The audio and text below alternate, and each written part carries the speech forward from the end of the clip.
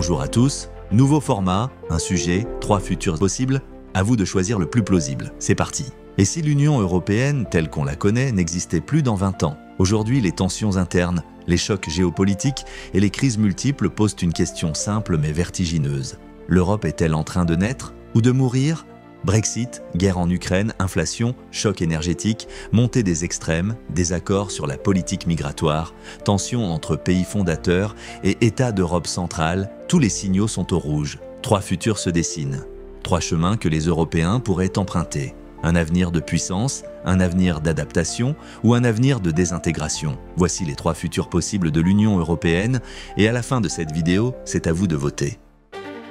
Commençons par un constat. Depuis 1957 et le traité de Rome, le projet européen a avancé par étapes. Monnaie commune, marché unique, libre circulation, tribunaux européens, mais depuis une décennie, ce projet semble grippé.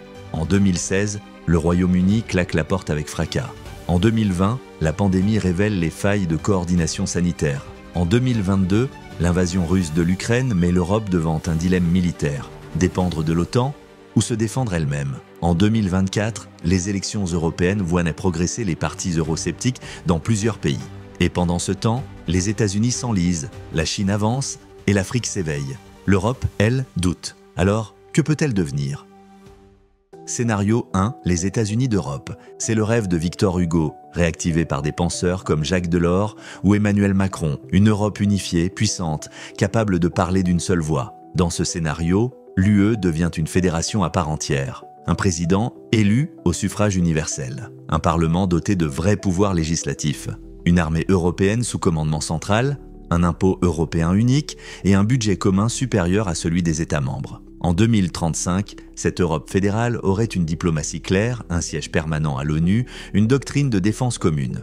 Elle serait le 3e bloc mondial, entre Washington et Pékin. C'est aussi une Europe capable d'imposer des normes sociales et environnementales aux géants économiques et de protéger ses intérêts industriels. Mais ce futur a un coût. La souveraineté nationale est largement réduite. Les parlements nationaux deviennent secondaires. Les décisions majeures sont prises à Bruxelles, pas à Paris, Berlin ou Rome. L'adhésion populaire serait-elle au rendez-vous? Rien n'est moins sûr. Souvenons-nous du référendum français de 2005 où la Constitution européenne a été rejetée. Scénario 2, l'Europe des nations flexibles. C'est le modèle défendu par certains pays d'Europe centrale et même par des centristes à l'ouest. Dans cette vision, l'UE devient une boîte à outils. Chaque État y pioche ce qu'il veut. La France participe à la défense commune. L'Italie refuse. La Suède rejoint le parquet européen. La Hongrie, non. Certains États adoptent une taxe carbone commune. D'autres conservent leur fiscalité nationale. L'idée est simple, ne pas forcer l'unité, mais organiser la diversité. Une Europe à géométrie variable mais fonctionnelle. Ce scénario séduit car il respecte les souverainetés. Il permet d'éviter les blocages institutionnels. Et il reflète la réalité actuelle. Tous les pays ne sont pas dans la zone euro ni dans Schengen. Mais cette flexibilité a un prix. 2 catégories de membres émergent, les cœurs et les périphéries. Le sentiment d'appartenance s'érode, les institutions deviennent illisibles pour les citoyens. Le risque? Une union molle, incapable de répondre vite en cas de crise. C'est le syndrome de la cacophonie, vécu lors de la crise migratoire de 2015. Chaque pays a réagi seul, parfois contre les décisions communes. Scénario 3, la désintégration lente.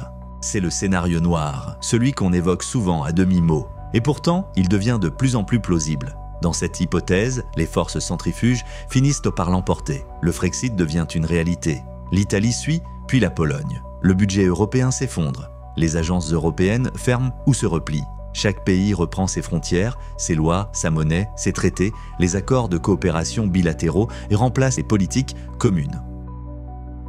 Résultat, une Europe éclatée, revenue à une forme de concert des nations comme au XIXe siècle. Les tensions internes augmentent, les grandes entreprises fuient vers les États-Unis ou la Chine. Le vieux continent perd toute influence sur les négociations internationales. Climat, commerce, sécurité, c'est une Europe sans vision, fragmentée, en retrait. Et surtout, sans défense. Car en l'absence d'OTAN ou d'armées communes, chaque pays redevient une cible facile. Alors, lequel de ces 3 futurs vous semble le plus réaliste? Une Europe fédérale, forte mais centralisée? Une Europe modulaire, adaptable mais désunie? Une Europe effondrée, souveraine mais impuissante? Le débat est ouvert. Et il ne concerne pas que les élites. Il concerne votre avenir, vos libertés, vos droits, votre sécurité. Votez en commentaire scénario 1, 2 ou 3. Et surtout, faites circuler cette vidéo, parce qu'un avenir qu'on ne discute pas est un avenir qu'on subit. Chaque semaine, 3 scénarios pour 3 futurs possibles. À la semaine prochaine et abonnez-vous